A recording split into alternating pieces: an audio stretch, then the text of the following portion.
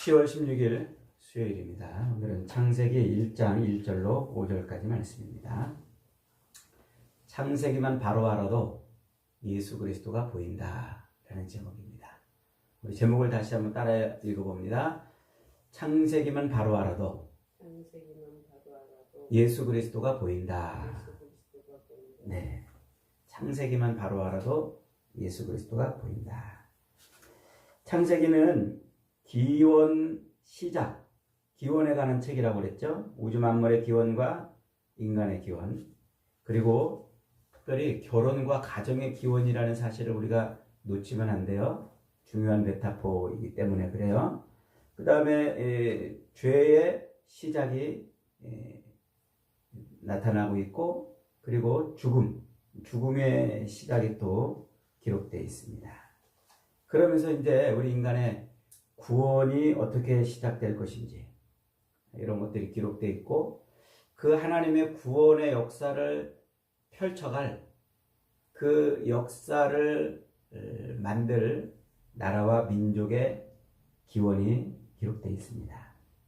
그리고 하나님의 백성의 모형인 이스라엘의 시작이 어떻게 되는지 설명해 주고 있고, 하나님의 구원의 방법, 어떻게 하나님이 우리 인간을 구원할 것인가, 그리고 그 구원의 방법 속에 들어있는 하나님의 작정하심, 이런 것들이 창세기 안에 고스란히 들어있어요. 그래서 창세기만 제대로 읽어도, 제대로 알아도 다른 성경들이 말하고 있는 이 수많은 교리들, 신학적 교리들이 체계화될 수가 있어요. 창세기만 제대로 이해해도 로마서니 에베소서니 골로새서니 이런 성경은 그냥 눈에 확 이렇게 들어옵니다. 그래서 창세기를 제가 매일 한 장씩 이렇게 읽고 슉슉 넘어갈까 그러다가 이제 높은 데서 하늘에서 이렇게 내려다보는 것처럼 전체를 보는 눈을 갖고, 그리고 또 골목골목 들어가면서 아주 세밀하게 살펴보는 것처럼 또 이렇게 자세하게 보려고 그럽니다. 그래서 숲과 나무로 보는 창세기라는 큰 타이틀을 제가 잡아놨습니다. 자, 그러니까 이 창세기는 세상의 언어로 기록할 수 없는 수많은 진리를 여기다 다 담고 있어요. 그래서 이 창세기를 쫙 펼치면은 아마 하늘을 두루마리 삼고 바다를 먹물 삼아도 다 기록할 수 없는 이야기들이 이 속에 들어있는 거예요. 그런데 핵심은 뭐라고요? 핵심은 예수 그리스도예요. 핵심은 이 창세기를 쫙 이렇게 모아놓고 쭉 짜면은 예수 그리스도가 나온다는 말이에요. 그걸 우리가 보려고 그러는 거예요. 그걸. 그래서 창세기는 하나님의 구원 계획의 핵심적인 출발점이고, 그리고 첫 단추입니다. 요걸 잘 끼면 나머지 성경의 모든 부분들은 다 예수 그리스도로 풀리는 거예요. 그걸 이제 제가 창세기 강해를 통해서 보려고 그러는 겁니다. 그러니까 이제 그런 관점에서 본다면 이 창세기는 하나님의 창조의 그 완전함, 하나님의 그 완전하신 창조를 향해서 가는 첫걸음인 거예요. 실타래인 거예요. 실타래. 요 실타래를 잘 뽑아야, 그래야 엉키지 않고 성경 전체가 이렇게 풀리는 거예요.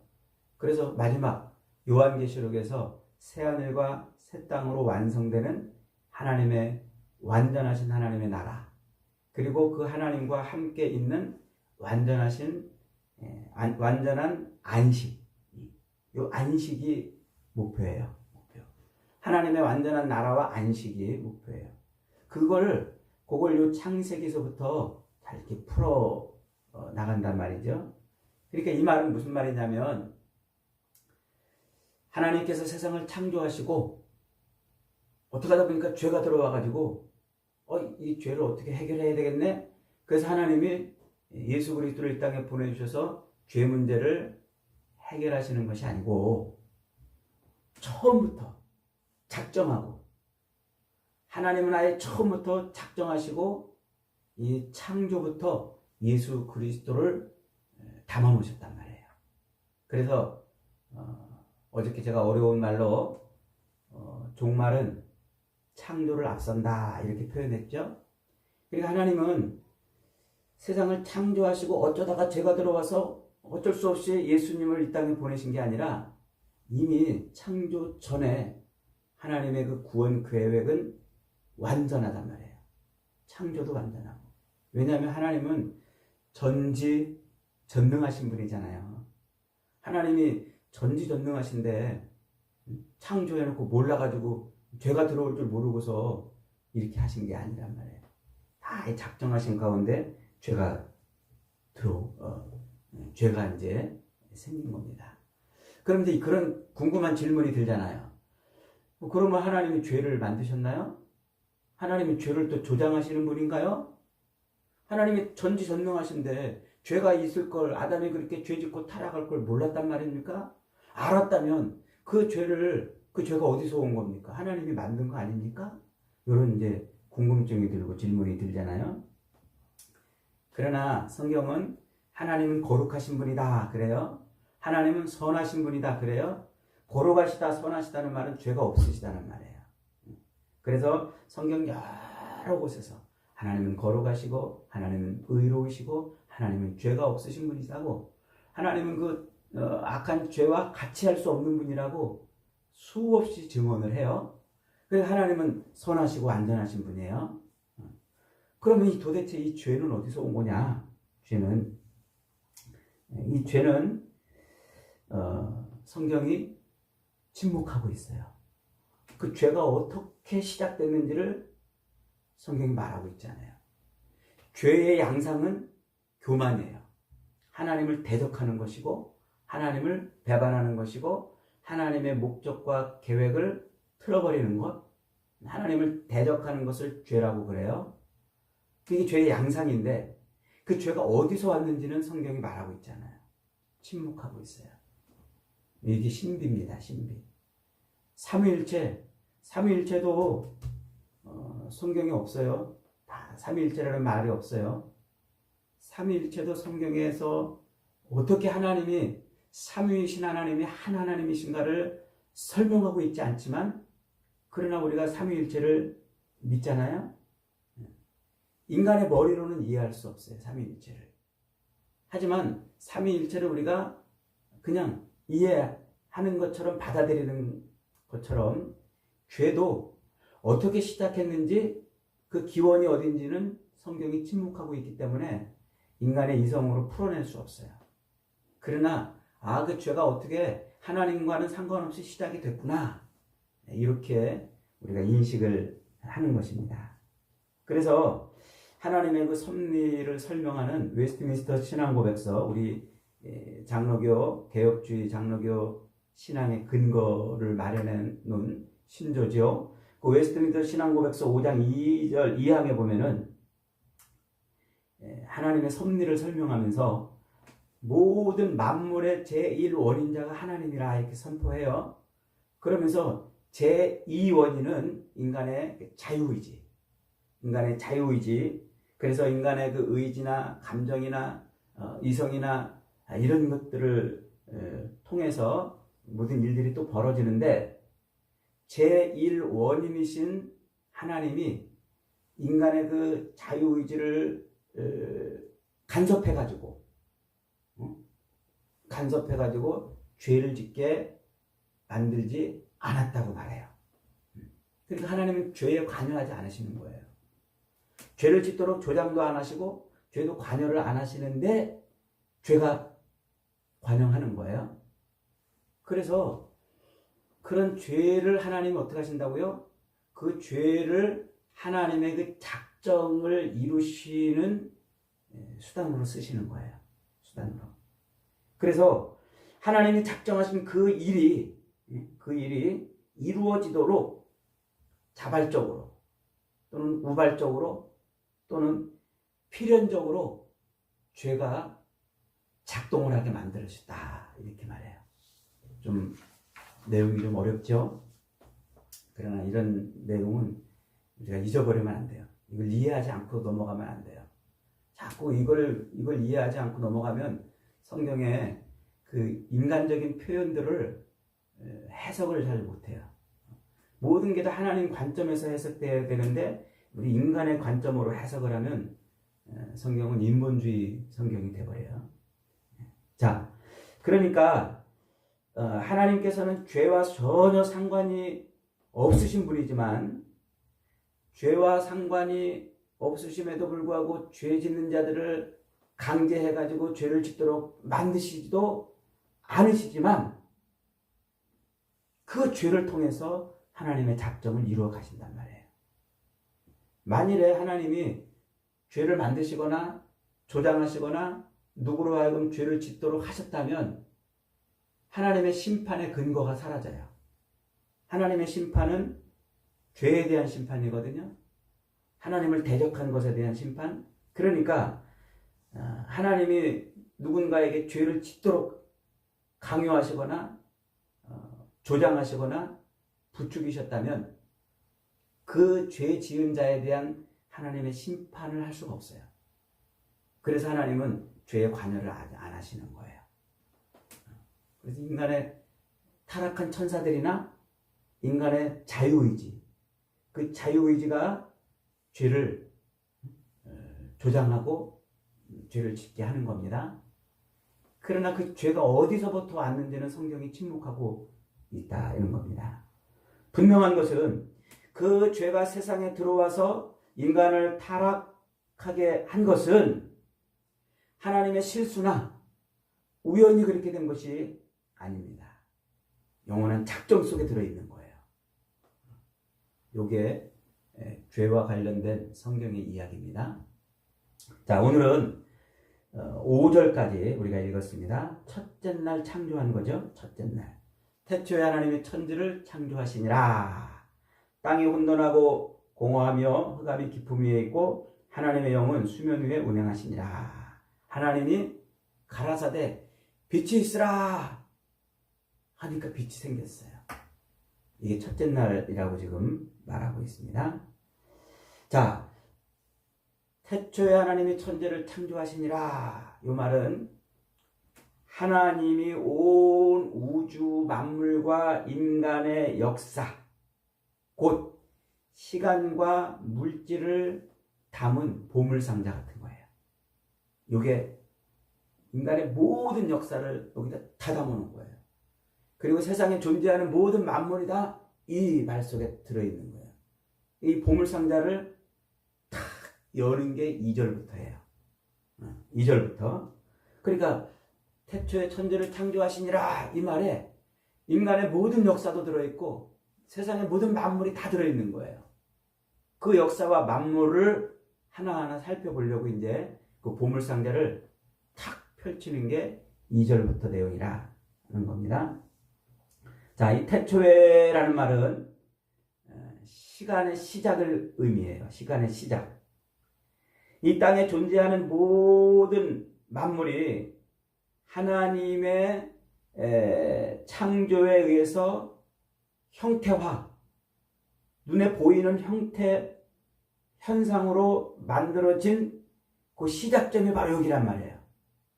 하나님이 그 언젠가 태초에 세상에 있는 모든 만물을 형태와 형체로 존재하도록 시작하셨다 이 말이에요. 그게 태초에. 이 말은 동시에 시간이 시작됐다는 말이에요. 시간이. 그러니까 시간이 시작됐다는 말과 모든 만물이 형태와 형체로 존재한다는 말은 똑같은 말이에요. 시간이 세상에 존재한다는 말은 세상에 모든 만물이 존재한다. 형태와 형체로 존재한다 이 말이에요. 그러니까 이걸 다르게 말하면 세상에 있는 모든 만물은, 인간을 포함한 모든 만물은 시간이 존재할 때만 존재하는 거예요.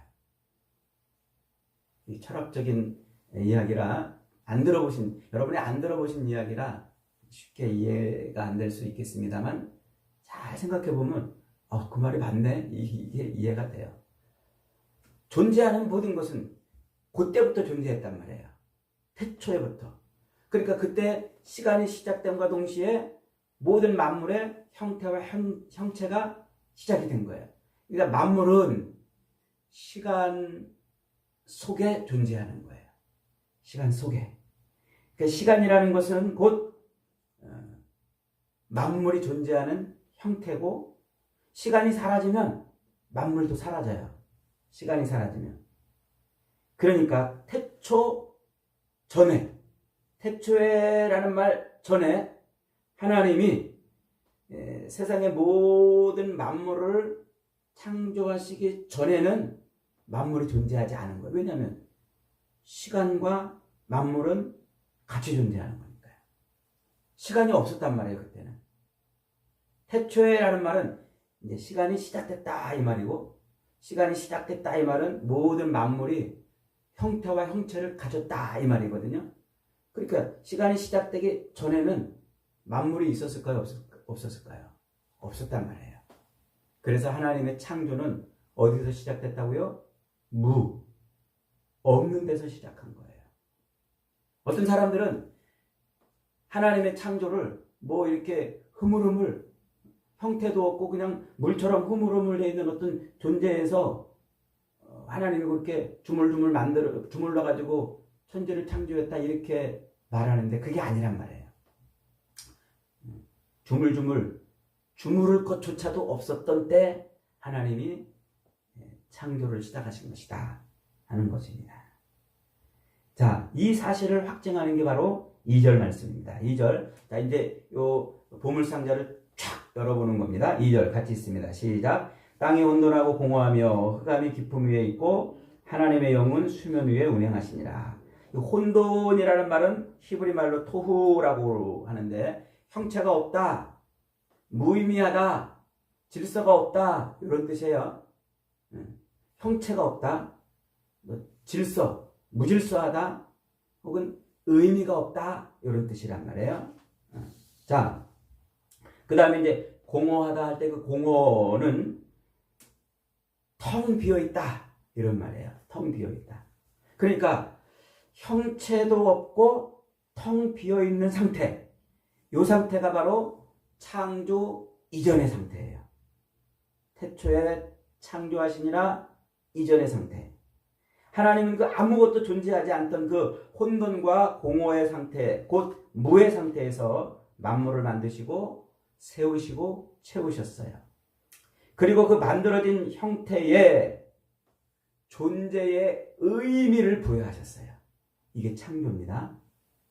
그러니까 인간을 창조하셨다는 말은 형태도 없었고 텅 비어있던 상태에서 인간의 형체를 만드시고 질서 있게 하시고 존재 의미를 부여하셨다 이 말이에요. 이게 인간을 창조하셨단 말이에요. 그러니까 인간의 창조는 곧 뭐예요? 인간의 존재 의미가 생긴 때란 말이에요. 인간의 존재 의미. 이 존재 의미가 뭐예요? 그게 이사야 선지자를 통해서 하나님이 외치시게 하는 말씀이죠. 이사야 43장 21절에 이 백성은 내가 나를 위하여 지었나니 나의 찬송을 부르게 하려 함이니라. 이게 창조의 목적이에요. 인간이 창조된 목적은 뭐라고요? 우리 존재의 의미는 뭐라고요? 하나님을 찬송하는 거란 말이에요. 그것을 신약 성경의 사도 바울의 언어로 다시 바꾸면 하나님의 영광을 위해 사는 거예요. 먹든지 마시든지 무엇을 하든지 하나님의 영광을 위해서 하라. 이 말이 구약의 언어로, 이사야의 언어로 하나님을 찬송하게 하려는 것이고, 이게 창조의 목적이란 말이에요. 하나님의 창조. 자, 그 다음에 흑암이 깊음 위에 있고 라고 그랬어요. 이 흑암은 어두움을 의미하는데 그냥 깜깜한 어두움이 아니라 빛의 부재를 의미해요. 설명하기 어려운 말입니다만 빛의 부재. 자, 깊음이라는 말은 아주 깊고 큰 바다를 표현할 때 쓰는 말이에요. 깊고 큰 바다. 그러니까 빛이 없는, 빛이 존재하지 않는 아주 깊고 큰 어둠을 의미하는 거예요. 바다가 이때 존재했다는 말이 아니고 이 바다라고 인식할 수 있는 그 언어로 창조 이전의 상태를 지금 설명하는 거예요. 우리 인간의 그 언어가 창조 이전의 상태를 설명할 수 없기에 이런 큰 깊고 어두운 빛이 없는 어떤 바다 같은 이 표현을 쓰는 언어로 지금 창조 이전의 상태를 설명하는 거예요. 그래서 아무것도 없는, 텅 비어 있고 빛이 없는 그 깊은 바다 같은 그런 창조 이전의 상태. 그때 뭐 하고 있다고요? 하나님의 신은 수면에 운행하시니라. 이렇게 말해요. 하나님의 신은 루아흐 엘로힘이라고 오늘 히브리어로 기록되어 있어요. 루아흐라는 말은 숨결, 호흡, 바람, 생명 이런 단어들로 성경에 많이 표현돼요. 저 신약 성경으로 넘어가면 루아흐가 이제 성령을 의미하는 단어로 이렇게 번역이 돼요. 성령을 의미하는 단어. 그러니까 이제 루아흐는 성경의 대부분 성령을 표현할 때 루아흐 이렇게 말을 해요. 그런데 여기에는 지금 루아흐 엘로힘이라고 썼어요. 엘로힘은 하나님이죠. 하나님. 그러니까 하나님의 영 이렇게 번역하는 게 이제 맞는 것처럼 보여요. 성령, 하나님의 신, 오늘 본문에 하나님의 신 이렇게 번역을 했는데 그렇게 번역하는 것처럼 맞습니다만 굳이 이 구절에서는 성령이라고 하나님의 신이라고 번역하기보다는 하나님의 숨결 이렇게 번역하는 게 좋아요. 하나님의 숨결. 운행하시니라 이 말은 떠다녔다 이 말이 아니고 암탉이 병아리를 품듯 새가 알을 품듯 이렇게 품는 상태를 운행하신다 이렇게 말을 해요. 라하프 이렇게 표현하는데 날개로 감싸고 있는 거예요. 그 새가 알을 이렇게 품는 이유가 뭐예요? 생명이 자라도록. 생명이. 그러니까 창조 이전에 어둡고 아무것도 없던 하나님의 숨결만 있던 그때 하나님이 그렇게 품고 있는 거예요. 뭐 하도록? 생명이 자라도록. 이게 창조 이전의 상태예요. 그러니까 창조 이전의 상태는 하나님밖에 없었던 거예요. 아무것도 없었던 거예요. 그냥 하나님만 계셨던 거예요. 그런데 이 말은 문자적으로 창조 이전에는 하나님만 있었다 라는 것만 의미하는 말이 아니에요. 여기 중요해요. 이 말은 성경이 뒤로 가면 이제 인간의 그 역사, 만물의 이 역사 속에서 하나님이 없이 무질서하고 어둡고 죄가 관영한 상태를 표현하는 그런 말로 표현이 돼요. 그러니까 하나님이 없는 상태, 그 상태가 곧 이 인간의 역사 속에서는 어떻게 표현되냐면 죄가 관영하고 무질서하고 존재 의미조차 상실되어 있는 상태, 이 상태를 표현하는 말이에요. 그게 하나님이 없다라는 말이에요. 세상 사람들이 사도 바울이 로마서 1장에서 세상 사람들이 하나님이 없다 이렇게 표현한다고 하잖아요. 그 말이 이제 하나님이 없다라는 말은 질서도 없고 혼돈스럽고 존재 의미도 상실한 채 죄만 관영한 상태란 말이에요. 여기 유징적으로 이렇게 표현된단 말이에요. 그러니까 시간이 창조 이전, 창조되기 이전은 하나님이 없는 상태를 표현하는데 그게 창조된 이후에는 하나님이 없는 상태나 그게 죄가 관영한 상태를 의미한단 말이에요. 이거 잊어버리면 안 돼요. 굉장히 중요한 표현이에요. 우리는 이 역사, 시간 속에 살고 있기 때문에 하나님이 없다 이 말은 그냥 무공간 상태가 아니라 죄가 관영한 상태, 무질서하고 존재 의미를 잃어버린 상태란 말이에요. 이게 성경 뒤에 가서 우리 인간의 역사를 푸는 중요한 열쇠가 돼요. 자, 그렇게 하나님의 숨결밖에 없던 그 혼돈하고 공허하고 흑암 뿌린 세상에 하나님이 드디어 이제 형체와 형태를 만드시고 질서를 부여해서 존재 의미를 만들어 놓으신 것. 그게 뭐라고요? 그게 창조란 말이에요. 창조. 그렇게 창조가 이제 하나님의 이 역사, 이 역사를, 시간을 시작하는 그 하나님의 첫 단추인 거예요. 여기 창조입니다. 자, 3절은 뭐라고 말합니까? 시작. 하나님이 이르시되 빛이 있으라 하시니 빛이 있었고 이랬어요. 자, 형태도 없고 형체도 없고 존재하는 의미도 없던 그곳에, 하나님의 숨결만 있던 그곳에 하나님이 드디어 입을 열어 선포하십니다. 빛이 있으라! 이렇게 선포하시는 거예요. 빛. 자, 이 우리가 잘 아는 이 빛은 발광체가 있어야 돼요. 빛을 내는 근원이 있어야 된단 말이에요. 이 전등은 전기가 빛을 내는 발광이 근원이겠죠. 세상에 있는 대부분의 빛들은 다 저 태양의 빛입니다. 태양이 불타면서 빛을 내는 거죠. 그래서 모든 세상에 있는 대부분의 빛은 이 태양 빛으로 시작을 하는 거예요. 그런데 이제 뒤에 가서 우리가 한 번 더 배웁니다만 11절에 가보세요. 11절에 가면은 넷째 날에 태양을 만드세요. 그러면 지금 여기서 하나님이 빛이 있으라 하신 이 빛은 넷째 날에 만드는 이 빛하고는 다른 빛이라는 걸 알 수 있겠죠. 태양빛이 아니란 말이에요. 태양빛이. 그럼 무슨 빛일까요? 그 빛은 생명의 빛이에요. 생명의 빛. 이 빛을 오르라고 이렇게 말하는데, 오르하야, 오르하야, 빛이 있으라, 이렇게 지금 하나님이 선포하는 거예요. 오르하라, 하야. 그 빛은 모든 만물의 에너지, 근원이란 말이에요. 근원.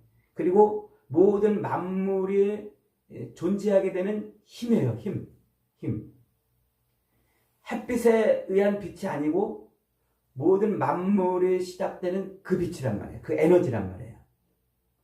여기서 오르라는 말은 빛이라는 말이고 하야라는 말은 있으라라는 말인데, 그 있으라라고 하는 말, 그 말은 언제 쓰이는 말이냐면 하나님 자신이 자기 자신이 존재하고 있다는 것을 선포할 때 쓰는 말이에요.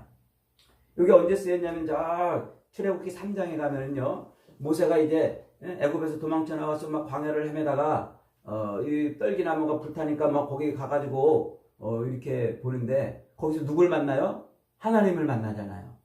하나님을 만나가지고 이렇게 듣는데 모세가 하나님한테 도대체 당신은 누구십니까? 그랬더니 하나님이 뭐라고 그래요?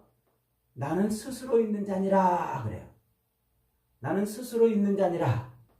그때 하나님이 나는 스스로 있는다 할 때 말할 때 그 있는다, 스스로 있는다 라고 할 때 그 말이 하야라는 말이에요. 하야. 오르하야, 빛이 있으라 라고 하는 그 말을 하나님은 자기 존재를 설명할 때 쓴단 말이에요. 자기 존재를.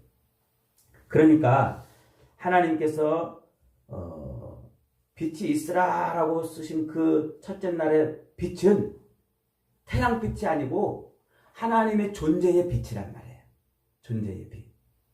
그래서 하나님으로부터 나오는 능력, 하나님으로부터 나오는 생명력을 말하는 거예요.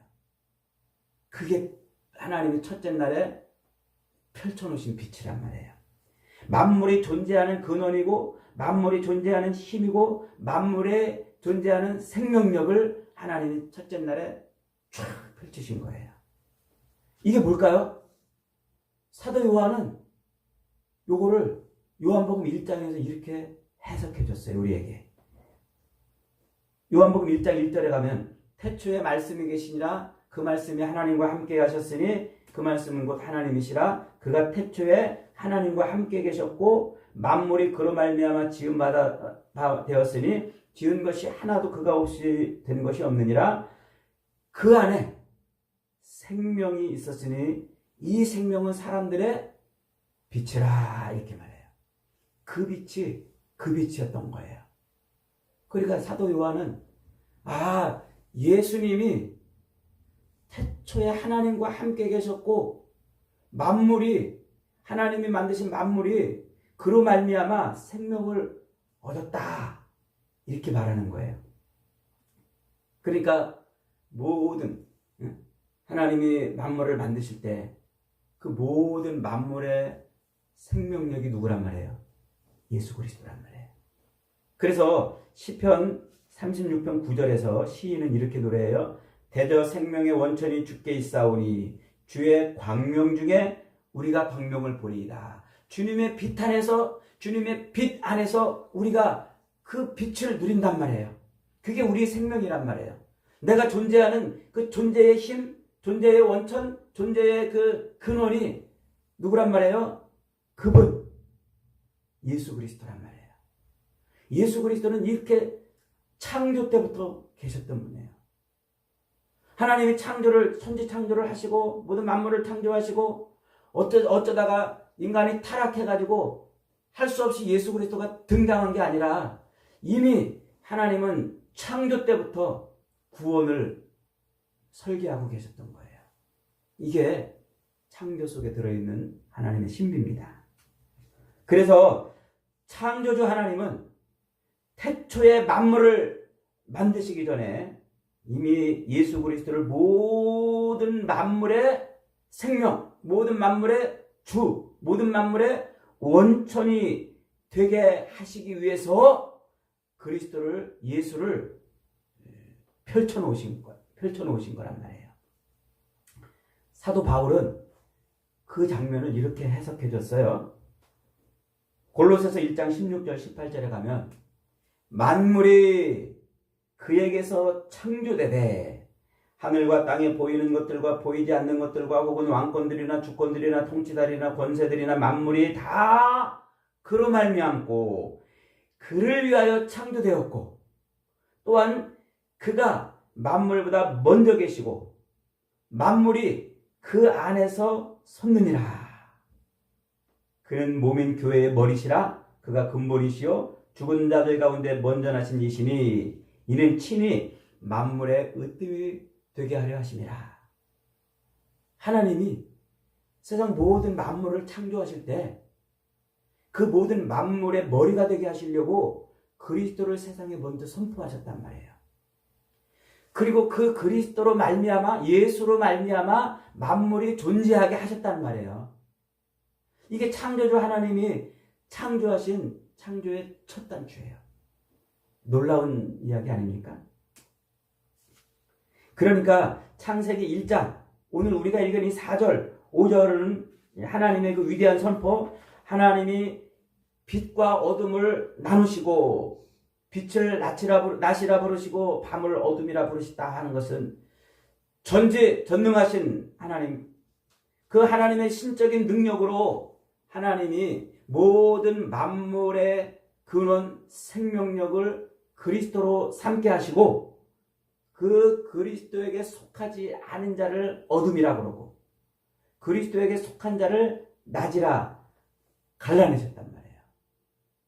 그래서 세상 역사는 그리스도로 세상을 비추어 어둠을 물러가게 하는 구원의 역사인 거예요. 구원의 역사. 사도 요한은 그 창세기의 그 위대하신 하나님의 선언을 구체적으로 어떻게 표현하냐면 1장 9절에서 참빛, 그가 세상에 와서 참빛 곧 세상에 와서 각 사람에게 비추는 빛이 있었나니 그가 세상에 계셨으며 세상은 그로 말미암아 지은 바 되었으되 세상이 그를 알지 못했다 이렇게 말해요. 그러면서 자기 땅에 오매 자기 백성이 영접하지 아니하였으나 영접하는 자 곧 그 이름을 믿는 자들에게는 하나님의 자녀가 되는 권세를 주셨다. 요 말이 이 창조를 이해하니까 금방 이해가 되죠. 하나님이 모든 천지 만물의 형태와 형체가 있기도 전에, 하나님의 존재 목적이 있기도 전에 빛을 선포하시고 그 빛으로 만물의 생명의 근원을 삼으시고 그 빛으로 모든 세상에 만물이 존재하게 하셨단 말이에요. 그래서 그리스도 예수로 세상 모든 만물을 존재하게 했는데 세상에 죄가 들어와서 그리스도를 반역하는 일이 벌어진 거죠. 자기 땅에 왔는데 자기 백성들이 알아보지도 못하는 그런 일이 벌어지는 거예요. 그런 가운데서 하나님은 그리스도를 점점 더, 예수를 점점 더 선포함으로 모든 생명이, 모든 만물이, 모든 인간이 예수로 살게 만들어 놓으신단 말이에요. 예수로 살게. 그러니까 이 땅에 사는 모든 존재하는 것들은 누구로 산단 말이에요? 예수로 산단 말이에요. 예수로. 여러분은 지금 무엇으로 살고 있습니까? 어떤 사람은 돈으로 산다고 말하고, 어떤 사람은 가진 땅으로 산다고 말하고, 어떤 사람은 배운 지식으로 산다고 말하고, 어떤 사람은 힘과 권력으로 산다고 말하고, 어떤 사람은 자기가 쌓은 인맥으로 산다고 말하는 사람도 있어요. 그러나 존재하는 모든 만물, 이 땅에 존재하는 모든 인생은 예수 그리스도로 사는 줄 믿으시기 바랍니다. 저와 여러분은 예수로 사는 거예요. 이 땅에 존재하는 모든 것이 살아가는 힘은 오직 예수 그리스도이십니다. 생명을 얻어 영생을 누리는 힘도 예수 그리스도에게서 나오는 것이고, 태양빛으로 광합성을 해서 식물이 살아가듯 우리 인생은 그리스도와 교제하며 사는 것이 생명의 힘이고 원천이에요. 하나님은, 창조주 하나님은 우리에게 그렇게 생명의 근원 되신 예수를 보내주셨습니다. 여러분은 지금 무엇으로 살고 있나요? 예수님을 영접해야 돼요. 예수님을 나의 생명의 근원으로 삼는 것은 예수님을 영접하는 것이고, 그게 빛에 들어가는 것이고, 그게 창조의 목적을 이루는 인생입니다. 세상 철학은 말합니다. 사람은 돈으로 살아야 된다고, 건강으로 살고, 인맥으로 살고, 성공해야 살고, 배워야 산다고 말합니다. 그러나 성경은 말합니다. 예수로 산다. 예수로 산다. 돈 없으면 죽을 것처럼 안달하지 마세요. 건강 잃으면 다 잃는 것처럼 호들갑 떨 필요 없어요. 사람들 누리는 것 내가 누리지 못하면 그것 때문에 애태우고 몸부림칠 이유 없어요. 다 그런 거 다 있어도 예수 없으면 죽은 겁니다. 예수가 우리 인생의 생명인 것을 믿으시기 바랍니다. 예수밖에 없어요. 그래서 이 땅에 호흡하는 모든 인생은 예수를 영접해야 돼요. 예수를 내 생명으로 받아들일 때, 그때 우리는 살아있는 것이고 빛의 세계에 들어가는 것이고 하나님의 교제 안에 들어가는 겁니다. 저와 여러분, 날마다 예수 그리스도와 교제하고 교통함으로 이 생명의 빛 안에서 하나님의 자녀로 살아가는 복된 인생들이 다 되시기를 주님의 이름으로 축복합니다.